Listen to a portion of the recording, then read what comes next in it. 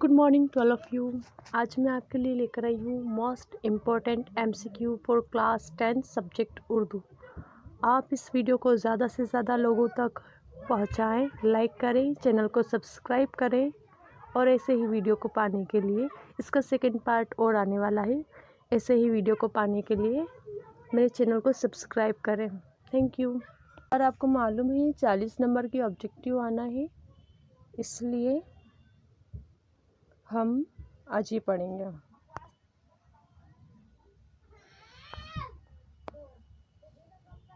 आज इसके अंदर हम पढ़ेंगे सही जोड़ियाँ। सबसे पहले हम सही जोड़ियाँ पढ़ेंगे, जिसमें है एक मिनट। सही जोड़ियों में एक तरफ मुसन्निफ के नाम है और एक तरफ सबक है और गज़ल है। सबसे पहले है राजेंद्र सिंह बेदी। ये मुसन्निफ है, इन्होंने लिखा है भोला नाम का सबक। क्योंकि हमें मालूम नहीं है किसमें से क्या आ सकता है, इसलिए हमको सारा ही मुताला करना पड़ेगा। फिर भी मैं इसलिए इम्पोर्टेंट ही लेकर आई हूँ। सेकंड है सादत हसन मंटो। सादत हसन मंटो, ये नया कानून इन्होंने लिखा है, लेकिन ये चैप्टर ओमिट है, सॉरी ये ओमिट है। इसके बाद थर्ड है हयातुल्लाह अंसारी। हयातुल्लाह अंसारी ने लिखा हुआ है भीख। हयातुल्लाह अंसारी ने लिखा है भीख। और अल्ताफ़ हुसैन हाली, अल्ताफ़ हुसैन हाली ने लिखा है सर सैयद का बचपन। इसके आगे 5 मोहम्मद मुजीब का आजमाइश। और सैयद आबिद हुसैन ने लिखा है चोरी और उसका कफ़ारा। चोरी और उसका कफ़ारा चैप्टर महात्मा गांधी की बुक के बारे में बताया गया है इसके अंदर।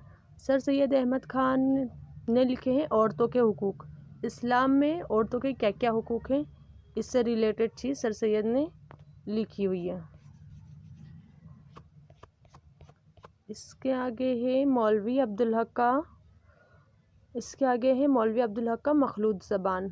उर्दू ज़बान की नशो नुमा किस तरह हुई और किस तरह ये एक ज़बान बनी। इसके आगे है मोहम्मद असलम परवेज़। इन्होंने लिखा है माहौल बचाएं। ये एक चैप्टर है जिसमें उन्हें इन्वायरमेंट के लिए लोगों को जागरूक करने का काम किया है। इसके आगे हम गज़ल देखेंगे। सौदा की गज़ल है बहार बेसिप्रे जाम व यार गुज़रे हैं। ज़ौक़ की गज़ल है लाई हयात आई कज़ा ले चली चले। और फ़ानी की गज़ल है दुनिया मेरी बला जाने महंगी है या सस्ती है। इसके आगे फोर्थ है असगर गोंडवी की अलाम रोज़गार को आसा बना दिया। ये 4 ही गज़ल है हमारे सिलेबस में।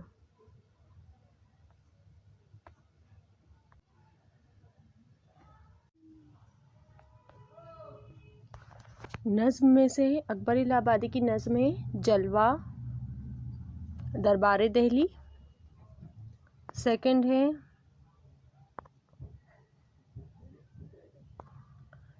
है इकबाल की हकीकत हुस्न। और थर्ड है गर्मी और देहाती बाज़ार। इसके बाद कैफ़ी आज़मी की है फोर्थ आंधी। कैफ़ी आज़मी ने लिखी है आंधी। इसके बाद रुबाई है। रुबाई की डेफिनेशन आपको याद कर लेना है। रुबाई है फर्स्ट अनीस की। अनीस की 2 रुबाई हमारे निसाब में शामिल है। पहली है गुलशन में फिरूं की सेरे सहरा देखूं। और सेकंड वाली है रुतबा जिसे दुनिया में खुदा नाम देता है। इसके बाद फ़राक की है एक हल्का जंजीर तो जंजीर नहीं। और सेकंड है हर ऐब से माना के खुदा जुदा हो जाए। हर ऐब से माना के जुदा हो जाए। फिर उसके बाद वन लाइनर में है। वन लाइनर इसलिए बनाए गए हैं कि पता नहीं वो किस फॉर्म में आ जाए, वो खाली जगह की जगह इस के फॉर्म में आ जाए, सही जोड़ी के फॉर्म में आ जाए, या फिर चूज़ द करेक्ट आंसर के फॉर्म में आ जाए। हमें इसका आइडिया नहीं, इसलिए इसे ऐसे बनाया है। फर्स्ट है अफसाना 20वीं सदी के आगाज़ की पैदावार है। अफसाना 20वीं सदी के आगाज़ की पैदावार है। आपको ये पूरा सेंटेंस ही याद करना होगा, पता नहीं वो किस फॉर्म में आ जाए इसलिए।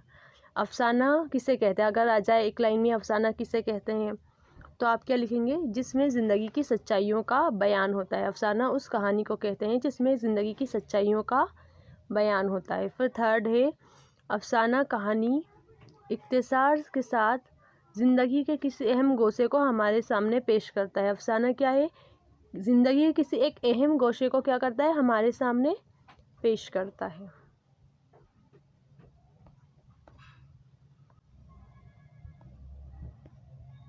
इसके बाद फोर्थ है राजेंद्र सिंह बेदी।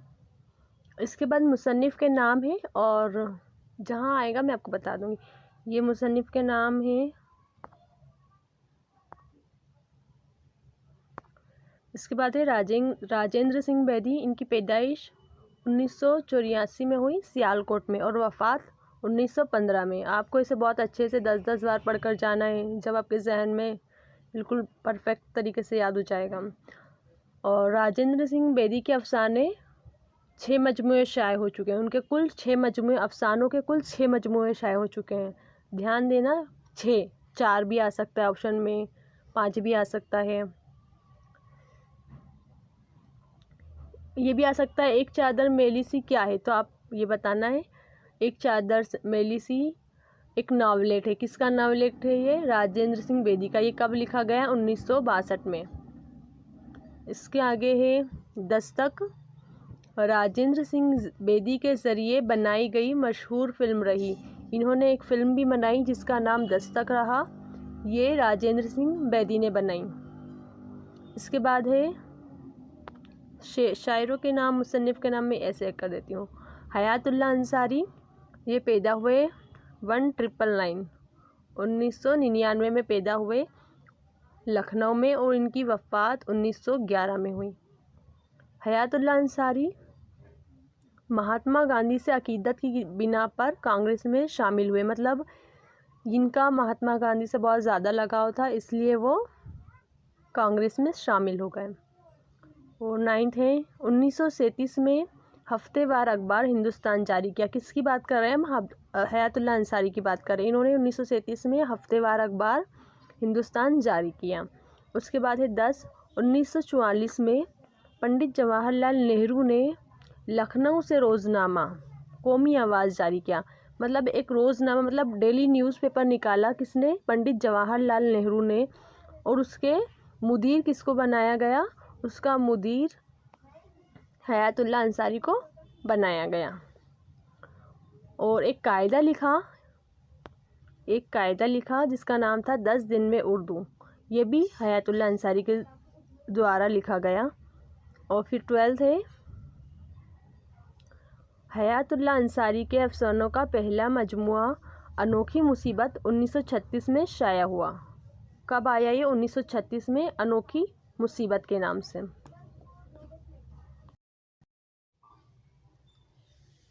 13 है हयातुल्लाह अंसारी का अफसाना भीख इंसान की बुनियादी ज़रूरतों यानी रोटी, कपड़ा और मकान के मसाइल के गिर्द घूमता है।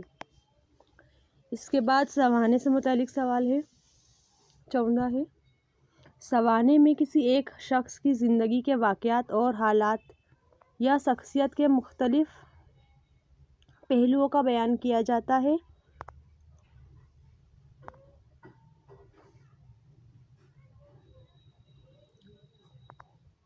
15 है सवाने का मकसद किसी अहम शख्स के हालात ज़िंदगी से कारी को रोशनास कराना होता है। मतलब किसी एक इंसान है, उसकी ज़िंदगी में कुछ हो गया है तो वो हमारे सामने पेश कराया जाता है, किसके ज़रिए, सवाने के ज़रिए।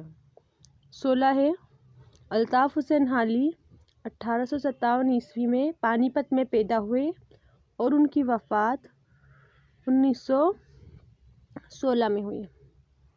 अल्ताफ़ हुसैन हाली ने उर्दू में जदीद नज़्म की बुनियाद डाली, ये बहुत इम्पोर्टेंट है। जदीद नज़्म की बुनियाद किसने डाली, अल्ताफ़ हुसैन हाली ने। और ये भी बहुत अच्छा क्वेश्चन है।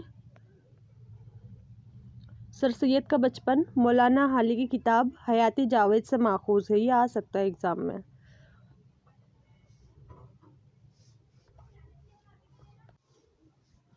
इसके आगे ड्रामे से मुतालिक सवालात हैं।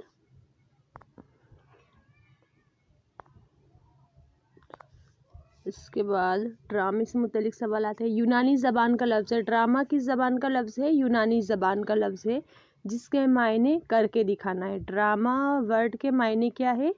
करके दिखाना। 20 है, ड्रामे में किरदारों, मुकालमों और मनाजिर के ज़रिए किसी कहानी को पेश किया जाता है।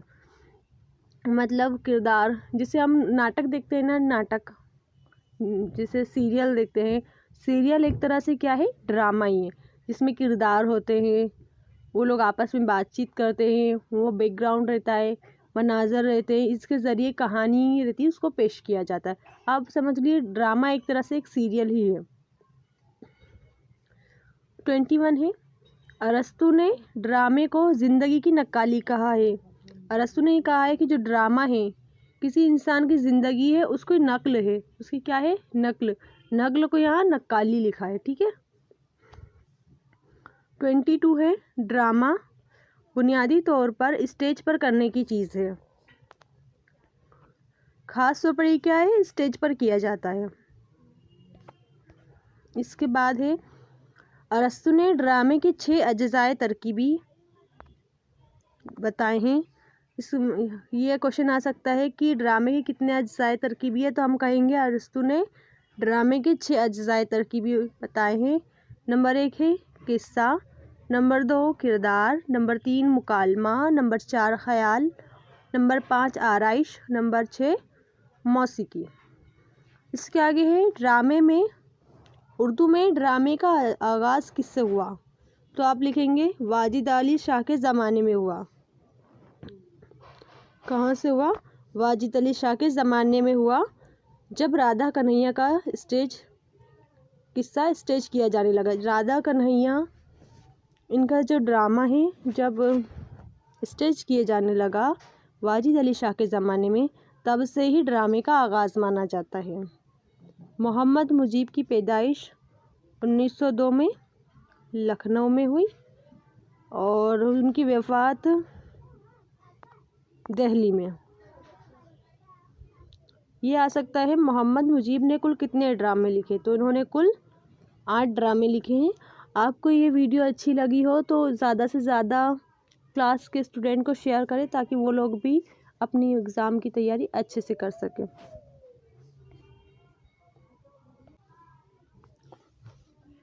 27 है, निसाब में जो ड्रामा है वो मोहम्मद मुजीब के ड्रामे आजमाइश का आखिरी एक्ट है। ये आ सकता है कि जो ड्रामा आजमाइश है वो कौन सा एक्ट है? तो आप लिखेंगे ये लास्ट एक्ट है, मतलब आखिरी एक्ट है। ये ड्रामा किस मौजू पर मबनी है? 1857 के मौजू पर मबनी है। और ये है 1857 की जंग आज़ादी में हिंदू मुसलमान मर्द और औरतों ने बराबर का हिस्सा लिया था। किसी ने ये नहीं देखा था कि हम हिंदू हैं, किसी ने ये नहीं देखा था हम मुसलमान हैं। सब ये लोग चाह रहे थे कि किसी भी तरह हमारा मुल्क आज़ाद हो जाए। और उसके आगे है 29, सैयद आबिद हुसैन की पैदाइश 1896 ईस्वी में हुई और वफ़ात 1978 ईस्वी में। सैयद आबिद हुसैन ने 1926 में ड्रामा पर्दाए गफलत लिखा। इसके बाद है 31, सैयद आबिद हुसैन से ही रिलेटेड है ये, सैयद आबिद हुसैन से ही रिलेटेड है ये।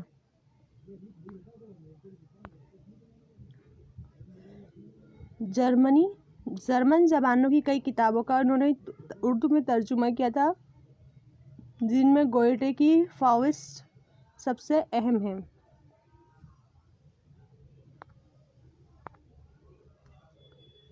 थर्टी 32 है, डॉक्टर आबिद हुसैन ने महात्मा गांधी की खुदनोश्त, ये वेरी इंपॉर्टेंट है, डॉक्टर आबिद हुसैन ने महात्मा गांधी की खुदनोश मतलब आप बीती, ऐसी कहानी जो इंसान खुद के बारे में लिखता है उसे आप बीती कहते हैं।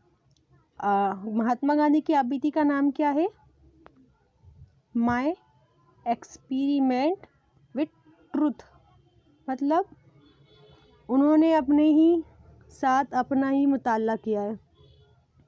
माय एक्सपेरिमेंट विथ ट्रूथ, हकीकत के साथ उन्होंने खुद का एक्सपेरिमेंट किया है, का तर्जुमा तलाश हक के नाम से शाया हुआ। जो उनकी ये बुक है इसका तर्जुमा किस नाम से शाया हुआ? तलाश हक के नाम से। किसने किया? डॉक्टर आबिद हुसैन ने। ये आपको याद रखना है, ये वो वेरी इम्पोर्टेंट है। इसके आगे 33 है, ये भी वेरी इम्पोर्टेंट है। पंडित जवाहरलाल नेहरू की डिस्कवरी ऑफ इंडिया का तर्जुमा तलाश हिंद के नाम से उर्दू में किया। किसने? सैयद आबिद हुसैन ने पंडित जवाहरलाल नेहरू की डिस्कवरी ऑफ इंडिया बुक का तर्जुमा तलाश हिंद के नाम से उर्दू में किया।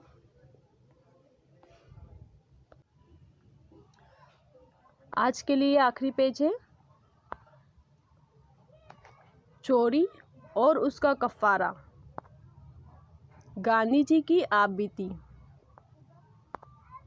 चोरी और उसका कफ़ारा गांधी जी की आप बीती के उर्दू तर्जुमे से माखूज़ है, जो हमारे निसाब में शामिल है। चोरी और उसका कफ़ारा ये कहाँ से लिया गया है? गांधी जी की आप बीती, अभी हमने उसका नाम पढ़ा था अभी 1 मिनट पहले, के तर्जुमे से माखूज़ है। इसके बाद है सर सैयद अहमद ख़ान। इनकी पैदाइश 1817 ईस्वी में हुई और वफ़ात 1898 ईस्वी में है। इन्होंने साइंटिफिक सोसाइटी के नाम से एक अंजुमन बनाई। किस नाम से? साइंटिफिक सोसाइटी में। इसमें साइंस से रिलेटेड जो चीज़ें होती थी उसको फ़रोग़ देने के लिए, लोगों को बताने के लिए ये अंजुमन बनाई थी। और सर सैयद ने ही रिसाला तहज़ीबुल इखलाक जारी किया है। ये क्वेश्चन आ सकता है, इम्पोर्टेंट है। रिसाला तहज़ीबुल इखलाक किसने जारी किया? तो आप कर लिखेंगे सर सैयद अहमद ख़ान ने। इसके आगे है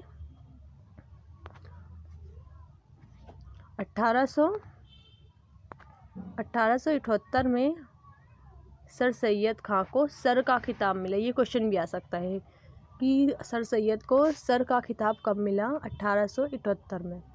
इसके आगे है लास्ट है आज का, औरतों के हुकूक। सर सैयद की इस्लाही